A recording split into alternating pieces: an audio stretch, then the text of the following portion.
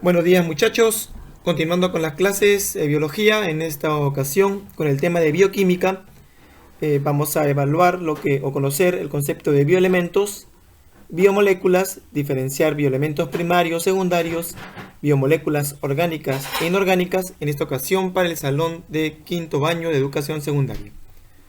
Comencemos.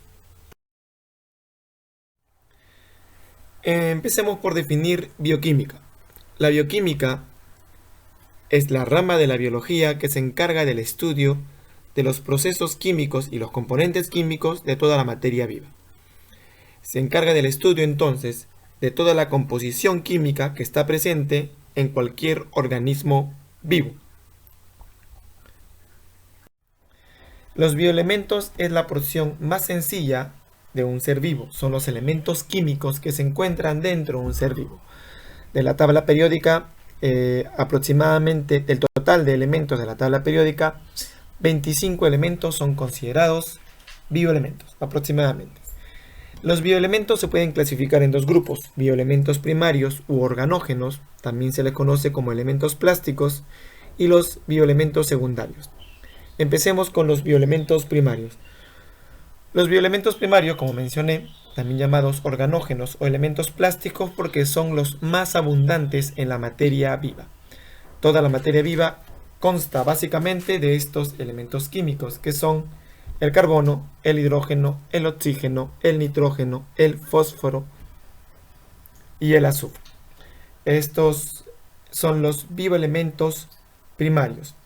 De estos elementos, el más representativo es el carbono, ya que toda la materia viva está hecha a partir del carbono.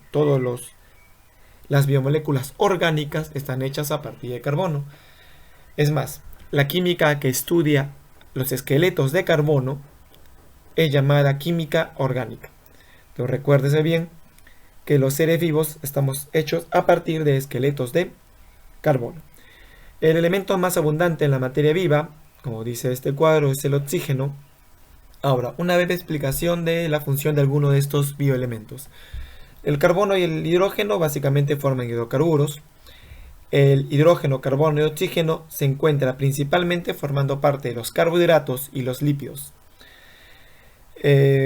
Los elementos mencionados más el nitrógeno están formando los aminoácidos y las proteínas. Esto se entiende de que el nitrógeno es el elemento característico en las proteínas.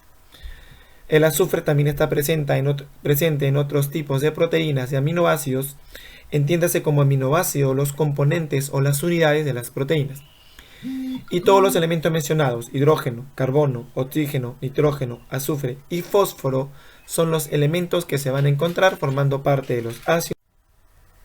Continuando con nuestra clase, ahora vamos a desarrollar el concepto de bioelementos secundarios, o también llamados bioelementos oligogénicos u oligogenésicos. Empecemos. Estos elementos tienen propiedades particulares que vamos a comentar a continuación. Empecemos con el calcio. El calcio permite la formación de los huesos y dientes, participa también para la contracción muscular. Una carencia de calcio en adultos provocaría osteoporosis, que es una enfermedad en la cual los huesos presentan meatos, espacios, y puede provocar una fractura con facilidad. En el caso de la carencia de calcio en niños, provocaría raquitismo, una deformación o una malformación en su construcción ósea. El magnesio forma parte del núcleo de la clorofila. Acá tenemos la molécula de clorofila.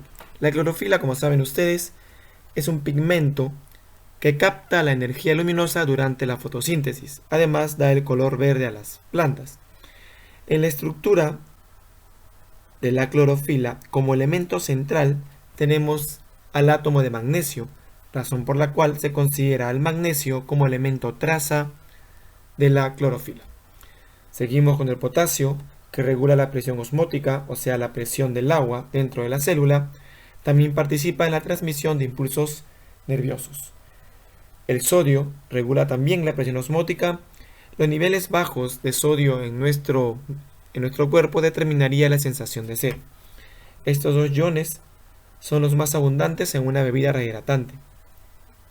El hierro, que es el componente principal de la hemoglobina, al igual que el magnesio con la clorofila, el hierro vendría a ser el elemento traza de la hemoglobina. Acá tenemos la estructura molecular de la hemoglobina. Como saben, la hemoglobina es un pigmento, una proteína que se encuentra en los glóbulos rojos. Esta proteína tiene afinidad por el oxígeno, por lo tanto facilita el transporte de oxígeno por los glóbulos rojos. Una carencia de hemoglobina determinaría anemia, la cual este estado se controla elevando el consumo de alimentos ricos en hierro, generalmente las vísceras o la sangrecita. Entre las vísceras, uno de los alimentos con mayor contenido de hierro sería el vaso. Los vegetales también presentan contenido de hierro, con la diferencia que la asimilación del hierro vegetal es más lento y tiene que ir combinado con la absorción de vitamina A y vitamina C. El yodo, componente de las hormonas tiroxinas. Las hormonas tiroxinas son las secreciones producidas por la glándula tiroides, que se encuentra a la altura del cuello. La deficiencia de yodo en adultos provocaría la inflamación de esta glándula, provocando el bocio. La ausencia de yodo en niños o la carencia de yodo en niños provocaría cretinismo, que es un tipo de enanismo. La tiroxina es una hormona que controla el metabolismo de las personas, acelera o inhibe las reacciones. El cobre, componente de la hemocianina. La hemocianina es un pigmento que hace una labor similar a la hemoglobina, solo que la hemoglobina es el pigmento que se encuentra en vertebrados y la hemocianina es el pigmento que se encuentra en artrópodos. La hemocianina es el pigmento que se encuentra en la hemolinfa de artrópodos y tiene como elemento traza al cobre. El flúor forma parte del esmalte de los dientes, una de las sustancias más duras de nuestro cuerpo.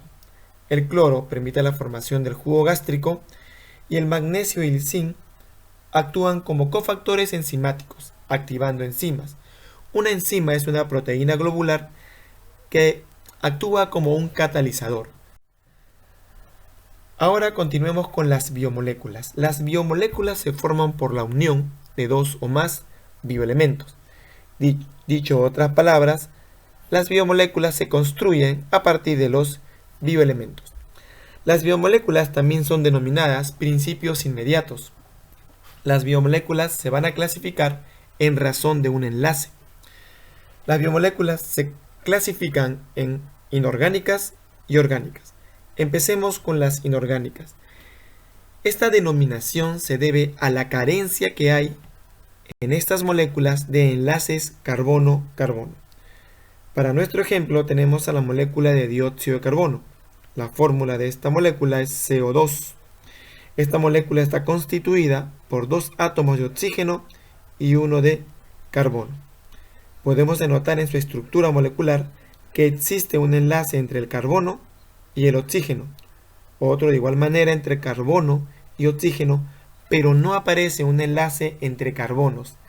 Esta condición o esta característica determina que esta molécula sea considerada inorgánica.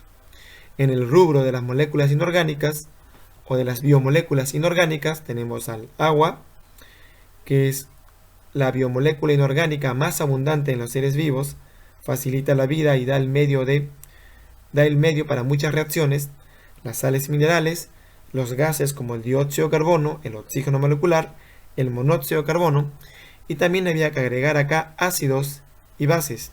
Los ácidos son sustancias corrosivas, en este caso los ácidos inorgánicos serían sustancias que no presentan enlaces carbono-carbono, como puede ser el ácido clorhídrico, y las bases inorgánicas. Las bases son sustancias opuestas a los ácidos, son sustancias alcalinas. En el caso de las biomoléculas orgánicas, son aquellas que tienen en su estructura molecular enlaces carbono-carbono. Para nuestro ejemplo, un aminoácido, que es un constituyente de las proteínas. Es la unidad de las proteínas o también llamado monómero de las proteínas. En la estructura molecular de un aminoácido podemos evidenciar el enlace que se forma entre dos carbonos. Este enlace, esta característica, da a esta molécula la condición de ser orgánica. Entonces, debemos deducir que todas las moléculas orgánicas son aquellas que presenten en su estructura uno o más enlaces carbono-carbono. Las moléculas orgánicas más conocidas vendrían a ser los carbohidratos o glúcidos, que tienen como función brindar energía inmediata, los lípidos o grasas, que tienen como función principal la reserva energética, las proteínas que permiten formar estructuras, y los ácidos nucleicos, que son moléculas que almacenan características hereditarias. Principalmente hablamos del ADN y el ARN. Gracias.